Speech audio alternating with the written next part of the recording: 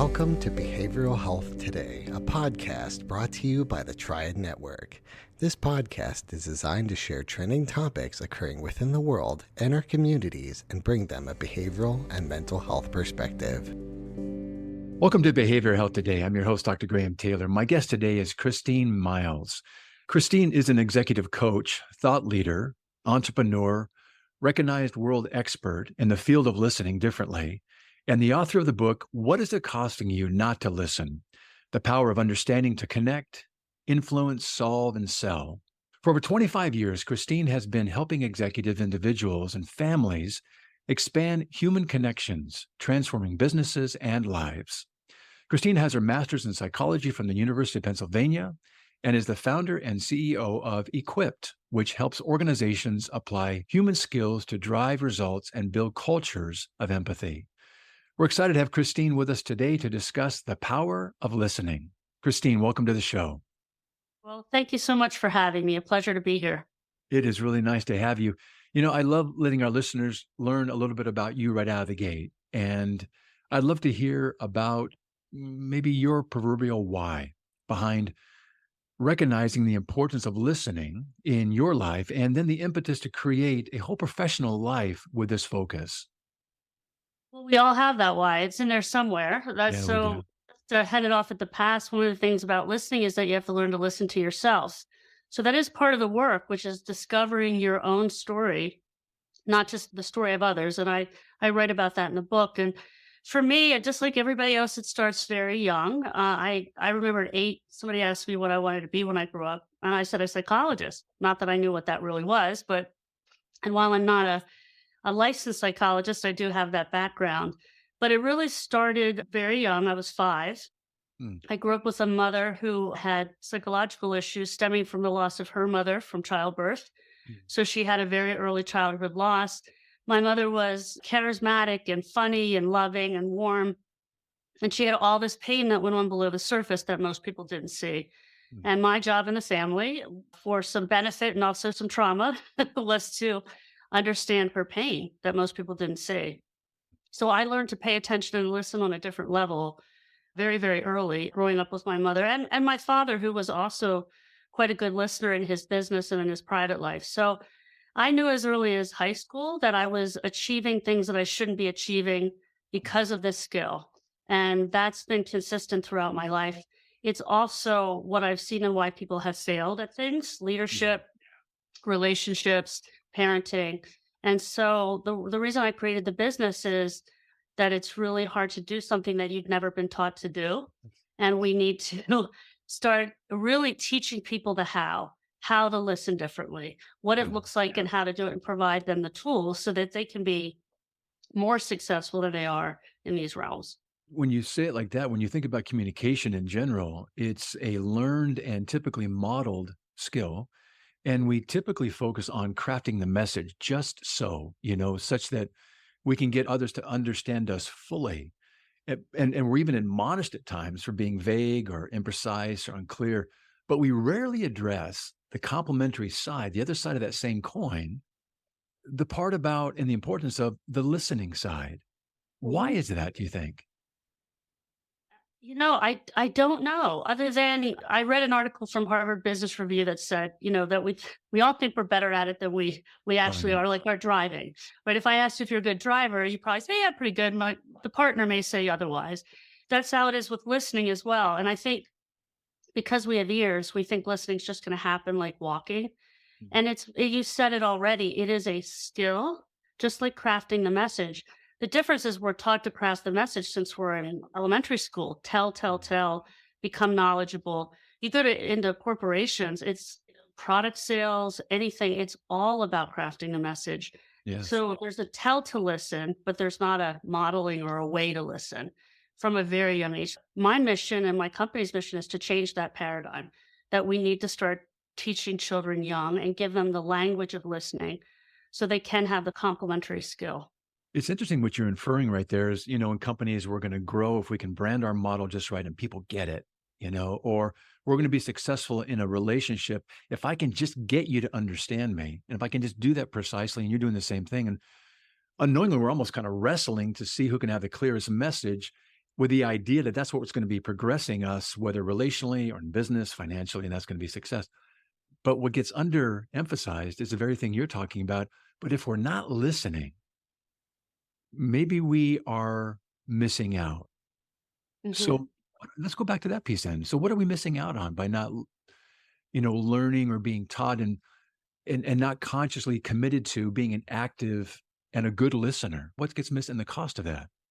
So I titled the book The Problem because people don't know what it's costing them not to listen. Because again, if you're not told what good listening is and it's assumed, why would you think it's a problem? Like we all have that, oh, my wife or my boyfriend says I don't listen, but they don't, tuning into that differently is the biggest problem. So I call it death by a thousand cuts. We wound people every day until there's a bleed out and the relationship's over or there's so much hurt caused. So you walk into a sales meeting, and if you don't understand the customer and help them feel understood pretty quickly, you're not going to get a second meeting. Really good. In relationships, we have more time, and we erode that so much. To piggyback on what you said, we go in to be understood, and I fundamentally think that what we should be doing is going in to understand, not to be understood. That's the paradigm shift. I'm going to go in, and I don't care what I have to say. I care about understanding you, and that's what I call the gift of understanding. And that transcends business, it's relationships. Frankly, I think it's the world and how to make it a better place. Yeah, that is beautiful. You've trained individuals and organizations on how to listen in ways that transform how they can connect, Hmm. influence, solve, succeed in various aspects of life. And personally, I've studied and written about this construct of knownness. It kind of goes into working to be understanding of, not understood. And I believe our most probably distilled down core need is to experience and fully realize all that is possible by being truly known by another. I'm curious as to your thoughts about this. What is the importance, have you found, of having someone experience truly being known? Well, you're taking me back to my mother's experience, and I think why I tuned into it so much because she didn't have a mother, and so she wasn't known by the most fundamental person in your life, and she never got over that pain.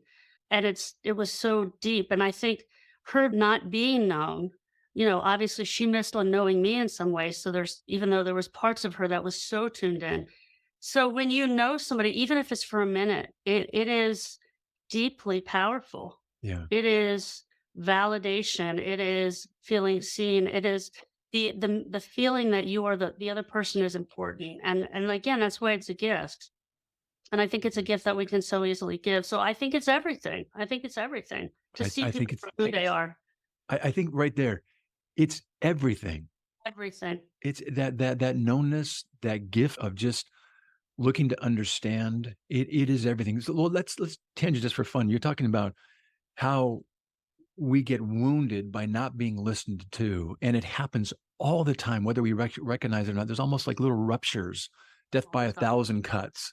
That you didn't quite get me, or you didn't get the full part of me. And I learned how to kind of roll with that, and I go along to get along, and I just let it go. But there's these little cuts, some deeper than others, maybe, and then we kind of bleed Absolutely. out at some point, and we go through really challenging things by not being fully known. Here's a quick tangent. What is the difference between listening to understand and listening to be right? Mm. What do you see in that? Because sometimes I'm listening and I'm sometimes not even listening. Sometimes I'm reloading, so I can come back, Very, so I can come back when well, you're done. very honest of you. Yeah. Yeah. Well, so I think there's very little to do. Understanding and agreement have very little to do with one another. And so I think that letting go of that notion, first of all, the best way you can reload and convince is to understand first. I think you Yeah. probably know that, Graham. But our brains get in the way because we respond and we think about what we're disagreeing about. But the goal of understanding is to just deeply understand even the most counter thoughts to what you believe. And when you do that, as great negotiators do, agreeing doesn't mean I can't get you. I can say, "Let me see if I get you," and explain what you explained to me. Then I can say, "Now is it all right if I tell you how I feel, what I think, what I believe?" They're two different things. Yeah, I love that piece. It's working to understand, not be understood. Hmm. And working to understand does not necessarily equal having to come to a place of agreements. It's not one cancels out the other. It's being able to hold both. And there's an art in that. But you're also conveying something, Christine, that this is a big ask to listen. It's a big ask. It's sometimes Herculean. What makes listening so difficult, even though it's such a critical part, the other side of the coin of communication? Why is it so difficult? Well, the greatest enemy of listening is our brains. Yes. So we have a subconscious brain that is going absolutely wild and is a superpower. And that superpower is limbic, it's emotional, it's telling us a story all the time. And so we're fighting our own stories when we're listening. A lot of people say, I'm listening and I'm thinking about that happened to me. And should I share that story? Right. Or I want to solve the problem, or I'm rehearsing what I'm going to say. All of these things are going wild. And so, in the absence of the right tools, it's really hard to calm the brain. So, we're winging it because we haven't been taught. So, it is a Herculean task to do that in the absence of skill building. Just as if I said, Graham, why don't you go run a marathon? Oh, no, no, no, no training runs. Just go do it. You'd be Right. like, I might be able to accomplish that, but it's going to not be pretty and I'm going to feel really bad. Yeah. But that's how we're approaching this vital communication and relationship skills. So it becomes less Herculean when you learn how and you're not having to white knuckle it. And if I may just digress for a second, you said something so important about understanding and agreement. Two things drive me crazy. Well, maybe more than that, but these two things specifically. One is when somebody says, I understand. Nothing tells me more that you don't understand than when you tell me you That's true. understand. That's so So true. please take that out of your vernacular, anyone, That's any right. of you. And secondly, I can't stand it when people say, "Let's agree to disagree," Yeah. because I would like it to be, "Let's agree to understand one another, even if we don't agree." And I love that. that's a different way of showing up. I don't Yeah. have to agree with you, but I can understand what you believe and feel, even if I think it's vile. By the way. And that's a gift in and of itself. Hmm. Yeah, that's really good. I think listening is a Herculean task and it's a big ask. Like you said, there's such an emotional process in our subconscious, unconscious, outside of our awareness that's going on all the time, whether we're listening to it or not. And it makes it so hard. If someone's going down here to be listened to, it's hard to join them sometimes because, well, if I go down here, then they're going to have to be right. Or if I go down here and understand, and we all come back up, they're not going to go back and listen to me. They're going to ride off into the sunset, and Right. I'm going to be left. Or maybe when I go down there and listen, maybe some things get triggered for me in that limbic brain that I don't want to experience. I don't want to feel. It's too hard for me to hold that with you. I love you, and I want to join you, or I'm committed to this process as a colleague, whatever.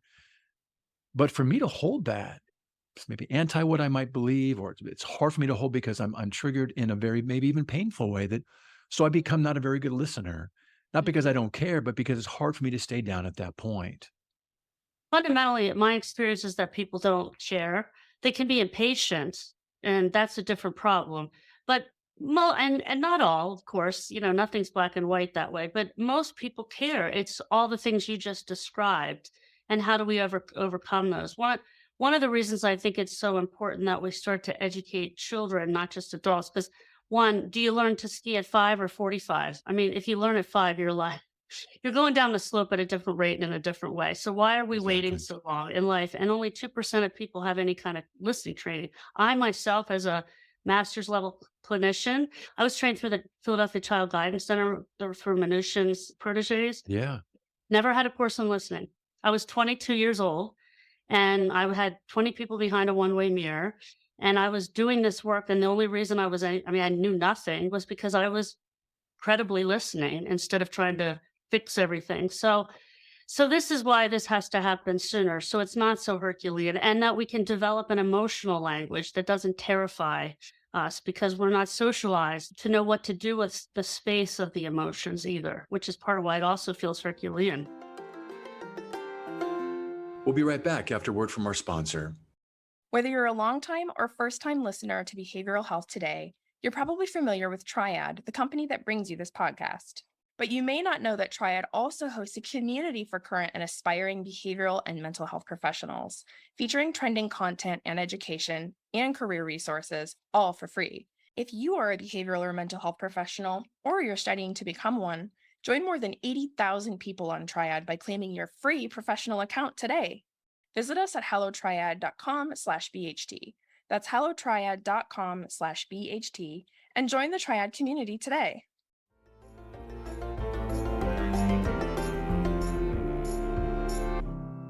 Yeah, we're going to get to the listening path and some of the things you do. But you're talking about in terms of this listening training through your company, EQuipt, you teach people how to harness emotional intelligence to improve relational outcomes. And I'm assuming our listeners, if you look up the Equipped company, the first two letters are capitalized, E and Q, in your company's name. And I'm trusting that's highlighted with the importance of the emotional quotient or our emotional intelligence. Quickly define for us, if you would, EQ and what it is, and what are some of the characteristics and traits that comprise this?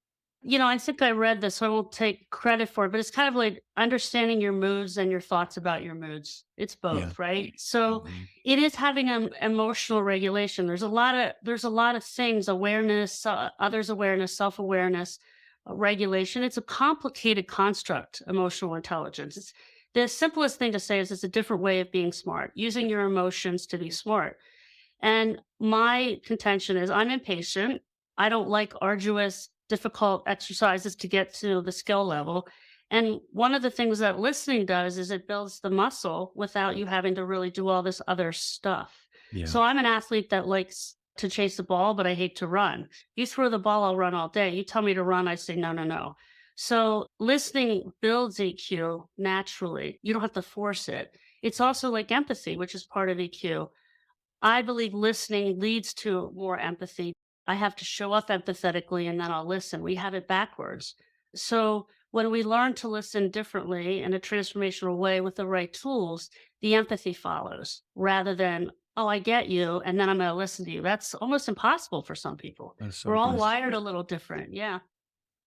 I want to highlight those points. You're talking about then our EQ, which is something that we're not necessarily born with. There are some trait things that we're born with, Yeah. but it doesn't equate necessarily to having a high, EQ. We're born with our IQ. There's not much we can really do about that. Maybe some fund of information things, but for the most part, you're born with what you got in terms of your IQ. Your EQ, the cool news is we can build this, like you're saying, through listening, we can build our emotional regulation. So part of it is recognizing what I'm feeling and then modulating and regulating that and holding that long enough to go get an empathic understanding of what the other person is holding, and then holding both and finding a way to bring these together in this communication way that you're saying there can be a wonderful exchange that takes place here. And I love what you're saying. Sometimes we come into different things in our lives and we think, well, you just got to work to forgiveness or you've got to work to acceptance. And that's skipping ahead to some things that say, well, I can't. I'm just so fundamentally different, or what happened was so egregious, I can't forgive that. However, what you're describing is if you can work first to listen, Mhm. listening equals understanding. Understanding can't help at some point to lead to empathy. And empathy allows whatever next step might be possible, whether it's kind of an acceptance of something from that understanding, or maybe it's for some, maybe I can forgive that now that I understand it in a whole different way. Well, I had a woman come up to me after a workshop. This was probably 10 years ago now. And I had told my story as I often do. And she said, I have a mother and she has two personality disorders. My mother was afflicted with some personality problems, as you do often when you have early childhood loss. And she said, you're way more understanding than I am. And I said, well, it's not like there wasn't downsides, but I said, my mother's problems, she came by them very honestly. Mm. I always knew that she was set up for it both biologically and environmentally, and it helps a lot. It doesn't mean things that are bad are okay. It just means I can put it in a place that says why it's happening. So Mm. listening is understanding yourself and your own emotions as well as others. And that's the emotional quotient. But you approach it the same way. You Yeah. approach others and yourself with the same listening process. Yeah. I'd love for our listeners to do a little self check as to whether they see themselves as good listeners. So, in order to do that self check, lay out for us some of the characteristics of an effective listener. Well, most people are going to think about things like what's now termed active listening, which we know has been very watered down over the years, which means like make eye contact, make sure you repeat what you hear, all the kind of white knuckling stuff that says, I'm paying attention to you. Yeah. That's a step in the right direction. But to me, that's woefully underachieving. So good listening is really about understanding the meaning of the message and the person, not just the words they say. So listening and having good listening skills is a process of discovery. What are we going to find out? The hidden treasure in the Mm. conversation. So that's what good listening looks like. Now, I don't expect that people know how to do that, but there's still a goal. I know people are goal oriented. But They there's a want to get to the promise in end. that, though. Yeah, but there's a promise in that. That's really kind of a hopeful promise. Hey, if you can just take a look at what you're going to find out. I read this. Journalists have to listen well because they have to write the story, right? So they have to listen to get the story in a way that they can message it and articulate it. So that is what we're doing. We're journalistically Yeah. gathering the story, not only the story arc, but the meaning and the moral of the story, so that we can then tell you the story back that you just told me. Yeah, you're missing some of the parts of that. Oftentimes when I'm working with folks, with the couples particularly, we kind of tend to talk and looking at a newspaper article, we tend to talk in headlines. And we're Yes. kind of assuming that they're the person being the mind reader that we believe they are, or that they should just get it if you love me, or you should just know this because that's what everybody knows. They don't fill in their story. So as listeners, sometimes I'll say, hey, this is a headline that your partner just said. I love what you just said. Journalists are really good at this. Go ask them to write their story. Ask questions. Be curious. What and how and be curious. And you also emphasize something too that I think is worthwhile. Hearing what is said and also what is not said. Expand that a little bit. Well, on some level, we know most people know communication is nonverbal too, right? So, but 93% of it is nonverbal if you count intonation. So it's what you say, it's how you say it, it's the body language, it's the facial expressions, but we hone in on words and we only hear 25% of what's said and retain 25% of that. So our words are way down. So Right. so we have to, so I say, listen, you have to listen with your ears, eyes, and heart. So the ears is for the auditory, the eyes is for what are you saying to me without using words, and the heart is how can I feel what you feel. So we're going beyond just using our ears, a big Mm. part of it. And your he- I think what you're saying about the headline is so important. I'd like to frame that up in the listening path terms if I could for Please. you, because the path is the path to understanding. And so I believe anytime you're talking to someone, they're telling you a story. The problem is they lead with a snippet, which is what I call the middle of the movie. So on the path, there's four parts to a story. There's a beginning, a struggle, a tipping point, and a new beginning. All right. Where does your story go? In daily life, in business, and in relationships, most people are in the struggle when they start. They give a headline, one piece. This is how we teach this, one piece of the struggle, and most people go forward because they can't wait to solve the problem or find out the Yes. ending to the movie. When in fact, you really need to get all four stops of that movie. Sometimes people don't have a new beginning. You're helping them in your work with them as a couple to get to a better new beginning. You're part of the tipping point. But if you don't deeply understand the struggle and or the beginning of the movie, you're really missing the point. So just like if you went to the theater and started watching a movie in the middle, you'd be confused and what's happening, who are the characters and why is this happening? That's every marriage that I've ever seen. We're in the struggle we're going, what's going on? And we're disoriented because people lead with the middle of the movie and we think they're at the beginning. Yeah, that's really good. Really good. You also talk about the importance and the benefit of identifying your persona, your Mm, listening persona. Expand that yeah. for us. So just like the brain has a conscious and subconscious, the enemy of that story that's going off in your head is what persona do you take on? So a very common thing we do, and we don't even know it, is we become a defense attorney that has a witness on the stand Very that we good. ask to get the story in a way that really shapes the narrative that we're looking for, rather than allowing the story to come to us. And it's again because we don't have the right tools. We know we're supposed to be curious, but what we're curious about isn't necessarily what the person wants us to be curious about. And that's how we shape the narrative. So that defense attorney takes over. What we have to do with the tools is let go of him and let that curious detective arise. And then the story comes to you. This is how empathy starts to happen. Yeah. Yes. really good. So let's shift a little bit and let's take all of this good stuff we're talking about and weave it into what you've done. You've trademarked a proven system of listening to understand called the listening path. It's a usable guide to effective conversations through the emphasis really being like we're talking about on listening. Share with us, if you would, the listening path and its 6 main tools for successful listening. Yeah, so I wrote about the first 6 tools in the book, What Is It Costing You Not to Listen? There's actually 12 tools that we teach to organizations, everything from listening to understand to how do you tell a story when you're making your point to how do you pivot from listener to teller. Understanding and listening to understand earns you the right to do other things, and that's a big part of this, which is why it's the power of understanding to switch. The main tools and what we need to do fundamentally to get that understanding is we have to follow that path. And so, as I said, it's really the path to the story. So when you're learning to listen, you're actually learning to be a storyteller, by the way. They're Very the same good. skill. So we're learning messaging as well as listening. I don't believe you can tell the right story until you understand the story you need to tell based on what the person or audience needs. So that's part of why listening comes first. But the first tool is to have your map. So that's what you're looking at behind me. And Yes. it's really the map to the story. And so I already shared with you the first tool is the map. There's 2 parts on the map, 2 ingredients you need to gather, which are facts and feelings. Because, like stories, there's 2 parts of the narrative. There are facts and there are feelings that the characters have or the characters. So you have to get both. And then there's those 4 stops. That's the second tool on the listening path. By the way, the analogy, just to take you back, is you wouldn't go hiking in the woods without tools or supplies in your backpack. And we go into the conversational woods all the time unprepared. So these are the tools for your backpack that help you listen to understand. So you have your map, you get your facts and your feelings, you have your 4 stops to the story. So now you know there's a path, and I have to get all 4 of those stops.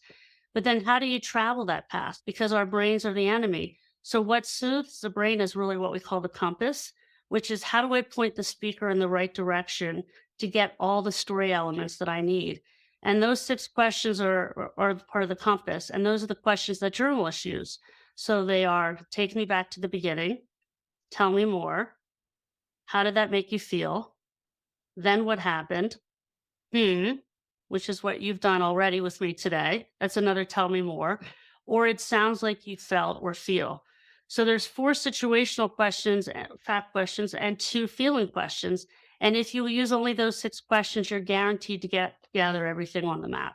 That's so good. That's so good. I wish for those listeners that can't see, there's this beautiful picture behind Christine. Looks like Christopher Robin's Winnie the Pooh's kind of forest and these Mhm. different paths along the way. And just absolutely beautiful. I trust that's in your book. And you also talked I don't want to jump ahead here, but you talked about making this into a board game and getting kids excited early on. Like you said, why not learn it at 5 rather than 45? Right, right. Yeah, we've developed the story of the listening path through animated videos. Starting in the first grade, we're going to launch at the end of the first quarter in 2024, where we're going to teach the ABCs of listening with these tools. And there's a way to incorporate it with the parents, the teachers, and the students in short 15-minute lessons that teachers can incorporate in the classroom. So the videos tell the story for the kids, and animated Christine comes in and helps them understand how to listen to understand. We're very excited. And then the board game comes in at 5th grade that they can practice really sharing stories and using all the tools together. Very nice. Very nice. Maybe you can kind of help me massage this question a little bit here. And it's just a curious one for me personally. You encourage folks to listen to understand and you emphasize the cost of not listening, you know, but what is the potential cost of getting to a place where you truly understand another person? What's that going to require of me? You know, I'd like to think not as much as you think. So we're able to help people start listening differently in half a day, believe it or not, profoundly. Where, if we do a 2-parter, are transformational from in terms of I had a conversation with my 16-year-old. I haven't gotten an unsolicited hug in 3 years, and I got an unsolicited hug from a father. Or a woman who worked at a pharmaceutical company that talked about, she was in the cancer drug business, and her best friend had been diagnosed with pancreatic cancer, and the doctors wanted her to go through chemo and this. She said, normally I would have gone in and just told her what to do and solved her problem. I know this space. I'm okay. Instead, I went in to listen, and she came to her own decisions about the last 6 months of her life. And she was just in one half a day, So these good. kind of conversations pivot. So it's really putting time on task. Once you learn the tools, you just have to implement them. That's the hardest part, right? It's the Malcolm Gladwell 10,000 hours. But the process of listening, I promise you, is simple. The hard part is just practicing it. Yeah. But there's all kinds of ways to do it in life, and the rewards are there because if the more you listen, the more you learn, the more you gain. I really like that piece because I gain more understanding of you as I listen more, and I come to understand things that, you know, broaden my contextual understanding and a meaning of you that really enriches what we get to have now from that listening process. I can also see some of the challenge though of, what if in the process of listening, I realize that I don't get to have my way?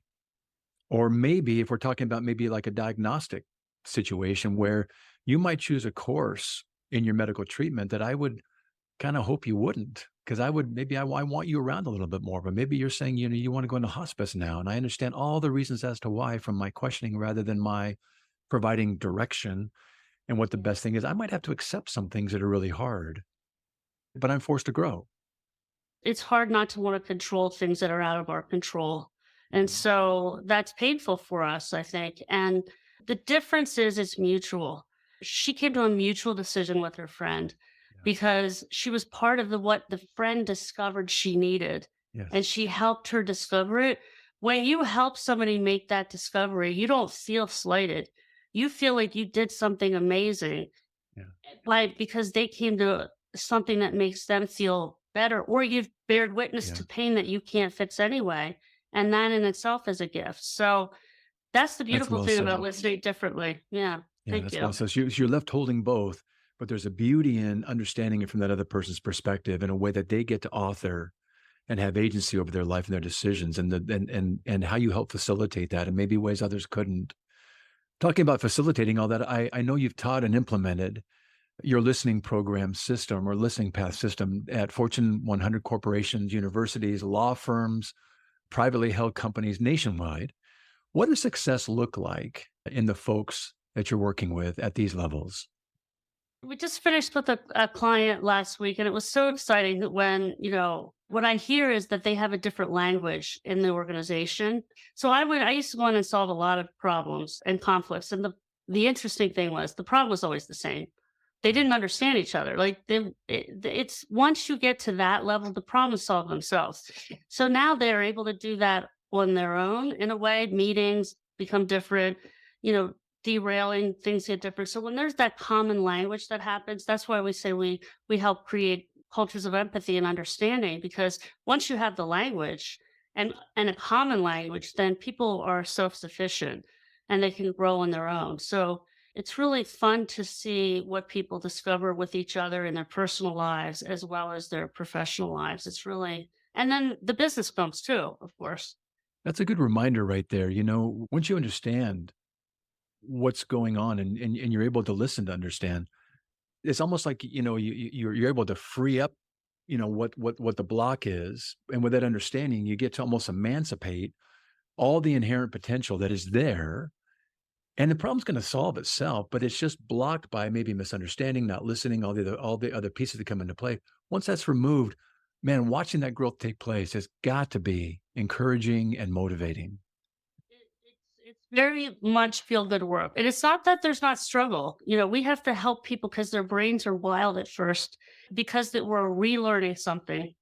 When I say struggle, I'm talking like an hour and a half. We'll get you over the hump, but it's just pulling you over that wall. And then the rewards come very quickly. So then it becomes easy. Once you get gratified in a really profound way, then you want more of that. So that's really what's exciting. And again, I'm thrilled that it's funny because the number of parents have said to me, can you help my kid listen? I think, well, for another round, but it's like, can you train my dog? Did you help? Well, it was funny when I wrote the book. People were going to dedicate the book to me. I said, "Do you see the title? Are you sure you want me to do that?" Be careful what you're asking for. That's really But good. yeah, so but people have reached out to me. It's been very nice when they've read the book. The book's the guide too. Yeah. It's the tools on the path. So we love working with people directly. We want to have that impact, but also just if you start to understand what you're looking for, that the book will help you. They said I started using the tools and I've had different conversations. So the guide's there for you in the book as well. I think that's wonderful. We're kind of rounding the bend on our time right now, but if you would, Christine, can you speak to our listeners who maybe because of the self-check we did earlier in the show, want to do one thing, maybe even Mhm. today, that can make them a better listener? What might that be? Yeah, so I'm going to say something that I said often because it's so simple. There's one question you want to have in your tool belt. It's part of the compass. And if you have nothing else to go to, do this. Even when somebody you totally disagree with, by the way, not loved ones. And that question is tell me more. Tell me more. So I say it's the George Costanza of listening. You have to do the opposite. So the brain wants us to respond. The Mm. brain wants to argue. The brain wants to solve. And instead of doing any of that, just simply say, tell me more, and then shut up Yeah, and watch what happens. really good. Really great Yeah. question. I love simplicity, but I love the simple elegance in those types of things that can really be transformative and facilitate something that you're talking about. We have access to, but we don't oftentimes know how to get there. As we talk today, I'm excited for our listeners to hear all the things you're saying and have access to the things you're providing. So let's talk about that piece. Give us some resources. Where can they learn more about you and your book? What is it costing you not to listen? The power of understanding to connect, influence, solve, and sell. First of all, in the realm of understanding, as someone who's dyslexic, the book's available in all formats because you want your book the way you can digest it. So softback, Audible, and auditory, Audible. So Amazon, Barnes and Noble, major outlets. We're on the website. And the best way, the company's EQuipt, EQ, as you said, UIPT. Easiest way to find us is called The Listening Path. Just Google The Listening Path. That's on social media as well as on, the website. So, and you'll find how to access it. We put out content that helps parents, business leaders all the time. Fantastic. Well, Christine, I can't think of a greater gift we can give one another, nor a better way to meet one another's core need of knownness than to appreciate the importance of being a good listener and just what you're telling us today. Thank you so much for being with us on the show today and pointing us in ways that we can achieve this very attainable skill. And for the work you're doing, having started very young in this field, it's being known is so important. I hope to help that cause. Yeah, well, I think most certainly you are. So thanks for that work. And again, thanks for being on the show. Also want to thank you, our listeners, for dropping by and joining Christine and me today. It's always great to have you with us. Regarding our episode today, I want to remind you that it and an archive of all of our other episodes and resource materials can be found on our webpage at triadhq.com/BHT. And thanks again for being with us on the show. We'll look forward to having you back with us next time on Behavioral Health Today. We appreciate all the support from our community, and if you like our show, one of the best ways you can support it is by giving us a 5-star rating and leaving a review. Behavioral Health Today is a podcast part of the Tribe Network, all rights reserved.